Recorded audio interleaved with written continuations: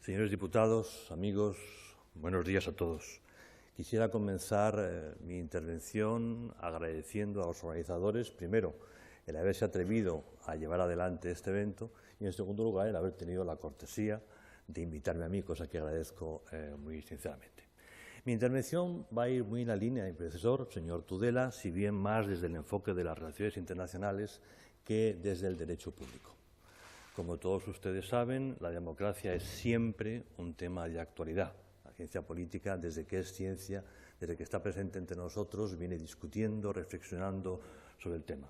También es verdad que hay momentos donde la atención es mayor y momentos donde la atención es menor. En estos últimos 25 años es indiscutible que hablamos aún más de lo normal de este tema. El derribo del muro de Berlín, la descomposición de la Unión Soviética, todo lo que ello supuso, empujó a los ensayistas, a los filósofos, a los politólogos a reflexionar algo más sobre el estado de la democracia. No ya sobre qué es democracia, sino cuál es el estado de democracia entre nosotros. Los más maduros de los aquí presentes recordarán el libro, antes el artículo, luego el impacto de las tesis de Francis Fukuyama. Francis Fukuyama, retomando la dialéctica hegeliana, venía a decir que la historia del debate ideológico había concluido con un éxito final, un éxito definitivo de la democracia. La descomposición de la Unión Soviética, que no solamente había perdido la Guerra Fría, había perdido su propia existencia.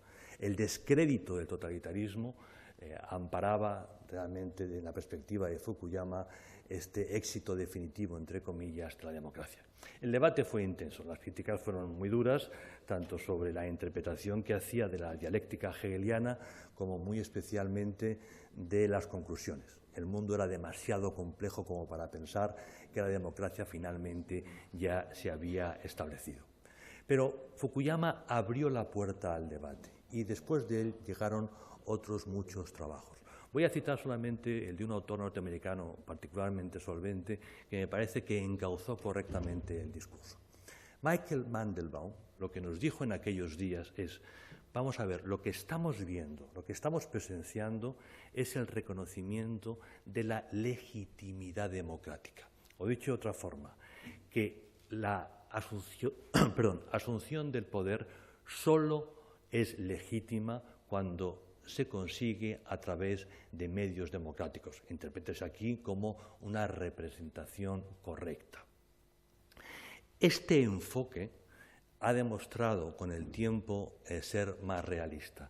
¿Por qué? Porque hemos visto que los no demócratas o los abiertamente enemigos de la democracia se han envuelto en el manto de la democracia para legitimar sus posiciones. Y esto lo vemos en espacios políticos muy distintos. Para entender esto conviene volver a viejos temas de la ciencia política y tratados por los grandes maestros que básicamente nos dicen, cuidado, que podemos hacer referencia a significados distintos con una misma palabra. Democracia es un método de toma de decisión, de resolución de conflictos que es legítimo. Es, por lo tanto, un mecanismo, un instrumento, es una formalidad. Eso es una forma de entender, sin duda, la democracia. Sencillamente, hacemos como que nos respetamos, establecemos un instrumento, un proceso de toma de decisión y, finalmente, esa decisión es legitimada. La democracia como forma. Hay otra, que es la más, querida por nosotros y la que nosotros asumimos como real, que es la democracia como cultura. Es decir, nosotros trasladamos a la relación en el ámbito político aquello que vivimos en el ámbito personal. Yo respeto al otro. Yo no me creo superior al otro ni merecedor de mayores derechos que otro. Y desde ese respeto formamos o establecemos un mecanismo de toma de decisiones que nos lleva a ir resolviendo algo que es intrínseco a la comunidad, que es el conflicto. No es lo mismo la mera formalidad que cuando a la formalidad le damos la base de una cultura política. Esa cultura política, evidentemente, implica una proyección de valores, valores que primero vivimos en el ámbito personal y que a continuación proyectamos en el ámbito público. Hace ya mucho tiempo Aristóteles nos advirtió que la democracia es una formalidad que puede tener contenido, que puede ir más allá de la formalidad, pero que con gran facilidad deriva en demagogia. La democracia, los instrumentos de la democracia, con gran facilidad son utilizados para hacer cosas distintas. Podemos poner muchos ejemplos a lo largo de la historia. Yo soy historiador profesional y, por lo tanto, tengo cierta creencia a ello y voy a tratar de contenerme. Voy a circunscribirme a los tiempos que corren, al mundo que nos ha tocado vivir. Y pongamos 3 ejemplos. El ejemplo del autoritarismo, el ejemplo del populismo o el ejemplo del islamismo. 3 situaciones que están entre nosotros y todas ellas reivindican su condición de democracia. Hay democracias que se llaman populares y que esconden sencillamente mecanismos rígidos de toma de decisión, donde no hay una representación suficiente. Antes hablábamos de esa relación íntima entre Estado de Derecho y democracia, que nos lleva al debate sobre la democracia como formalidad, la democracia como cultura. El régimen de Franco fue un Estado de Derecho, y no malo. Las leyes eran de bastante calidad. ¿Era una democracia? No. Los regímenes autoritarios pueden ser sólidos estados de derecho, pensemos por ejemplo en China, estados potentes, estados fuertes, estados que funcionan, pero que al carecer de unos mecanismos reales de representación no son propiamente democracia, pero reivindican la democracia como principio de legitimación. Un viejo tema, un Guadiana, un problema que aparece y desaparece y vuelve a aparecer entre todos nosotros y que es particularmente delicado en América Latina, es la cuestión del populismo. El populismo es el atajo por el cual jugamos con los ideales, los sentimientos, las pasiones de la gente, arrumbando, dejando a un lado la razón. Uno aprovecha una circunstancia más o menos crítica, una situación de necesidad, para prometer lo que es imposible, violentando la democracia. Hoy en Europa el populismo vuelve. No es una cosa que nos pueda sorprender, porque no es un fenómeno nuevo. Pongamos el ejemplo del nacimiento del fascismo. El fascismo nace sobre un régimen liberal parlamentario que funcionaba, pero que no respondía realmente a las necesidades de la gente. El fascismo fue una variante populista que desde la propia estructura se hace con el poder. El populismo se reivindica como democrático. Es más, lo que dice es: nosotros somos mucho más democráticos porque estamos mucho más cerca de la gente. Juega con las pasiones, juega con los ideales, juega con la necesidad, juega con los sentimientos para sencillamente imponer una dictadura. Hoy lo que vemos es que precisamente porque la Unión Soviética se descompuso, porque el mito soviético se hundió, el viejo leninismo se esconde detrás del populismo. Ellos saben que en espacios parlamentarios las viejas tácticas leninistas tienen un margen de maniobra o de efectividad muy limitada. Tienen, por lo tanto, que esconderse, que parapetarse, que disfrazarse de otras corrientes durante un tiempo para ganar el sentimiento de la gente, para ganar la simpatía, para ganar la confianza y posteriormente ir a donde siempre, es decir, a una dictadura de un tipo u otro, depende del país en el que estemos hablando.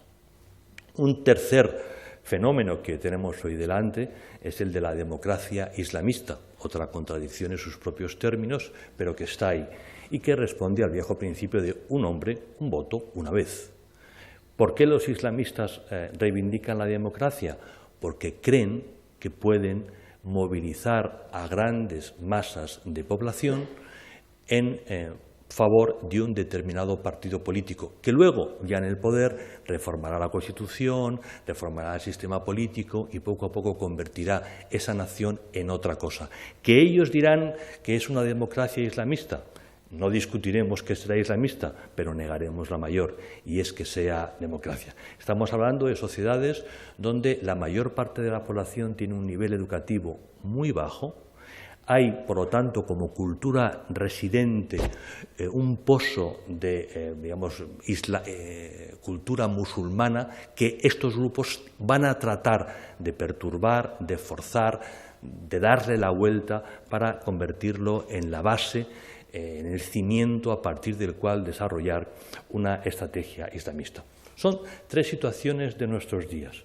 Todos ellos se reivindican como democracia, pero nosotros sabemos que no son democracias. Sencillamente hemos ganado, los demócratas, la batalla de la legitimidad, pero no necesariamente hemos logrado que la democracia se imponga. Volviendo a lo que antes decía Tudela, lo fundamental, lo que no podemos perder de vista, es el componente de valores. Una democracia es siempre un Estado de Derecho, pero no es solo un Estado de Derecho. Si ese Estado de Derecho, si la ley, con toda su representatividad, con toda su fuerza, no recoge, no transmite los valores de la sociedad, los valores que realmente sustentan la democracia, difícilmente esa democracia podrá funcionar.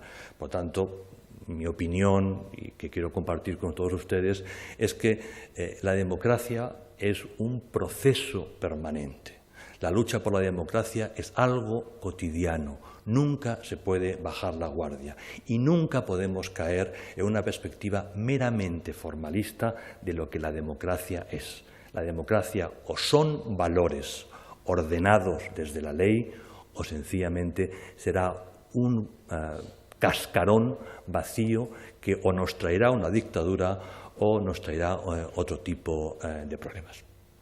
Visto esto, nos encontramos ahora con otros problemas característicos de nuestro mundo. Estamos continuamente oyendo hablar de cómo se puede reconstruir una nación, cómo se puede imponer la democracia en una nación.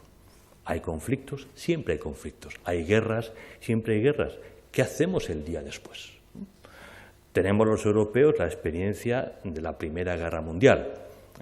Cuando uno considera que la victoria es destruir al contrario, se puede encontrar con un delicado efecto boomerang, y es que la destrucción puede generar regímenes aún peores, situaciones aún peores que deriven en nuevos conflictos. La Segunda Guerra Mundial es el resultado de la primera posguerra mundial. Eso nos llevó a los europeos y a los norteamericanos que estuvieron aquí y de qué manera a fijar unos criterios sobre reconstrucción. La idea de toda guerra implica, 1, una victoria militar, 2, una victoria política. La victoria política solo es posible desde la reconstrucción, y esa reconstrucción tiene que ser un Estado de Derecho dotado de valores democráticos. Ese es el trasfondo de la reconstrucción de Japón. Ese es el trasfondo de la reconstrucción de Alemania. Ese es el trasfondo de la reconstrucción de Italia. Nosotros podemos decir, bueno, son países que han demostrado que son democráticos. No eligieron ser democráticos, ¿no? Se les impuso ser democráticos y se hizo bien. Se canalizaron valores propios de sus culturas y la democracia avanzó. Es decir, no podemos pensar que la mera victoria militar nos resuelve un problema. La reconstrucción es inevitable, la, entre comillas, imposición de democracia a veces es posible si se hace bien, a veces no es tan posible, sobre todo si se hace mal, definitivamente es imposible. Ese es uno de los temas que tenemos hoy sobre la mesa. Primero, la legitimidad de las organizaciones internacionales o de los países beligerantes en decidir qué pasa en el otro país, y luego el reto enormemente complicado de estar presentes durante un tiempo largo ayudando a ese país a reconstruirse, a dotarse de medios. Es un problema que nos va a ocupar, ¿no? Que nos va a traer muchísimos dolores de cabeza, pero sencillamente que no podemos obviar, porque todos sabemos que una mera victoria militar que no implica un compromiso con la reconstrucción, tiene resultados absolutamente fatales. Otro tema muy propio de nuestro tiempo es aquel que hace referencia al espacio político. Democracia, ya nos lo explicaban los viejos maestros, es flor de invernadero. ¿Qué quiere decir flor de invernadero? Es algo pequeño y frágil, ¿no?, que se da en un entorno especial, un invernadero. La democracia no es fácil de lograr, hay que cuidarla todos los días y tiene un espacio que es el de un Estado fuerte. Un Estado fuerte permite el desarrollo de una democracia. Pero una característica del tiempo de hoy es precisamente que el Estado está perdiendo solidez, dando paso a otras formas, que depende de la región del mundo de la que estemos hablando, esas formas tienen un diseño o tienen otro.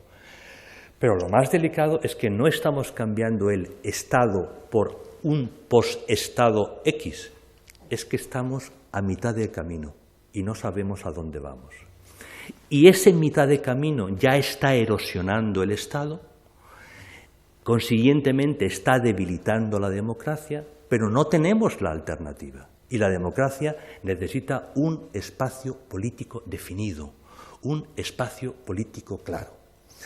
Si cada vez más somos parte de entidades regionales, esas entidades a medio hacer tienen que ver con la vida política en cada uno de los países. Ustedes, por ejemplo, aquellos que vienen de Latinoamérica, pues viven ese viejo debate entre el sacrosanto principio de no intervención en asuntos internos de un Estado soberano y el de la promoción de la democracia y los mercados abiertos, que es el espacio de libertad.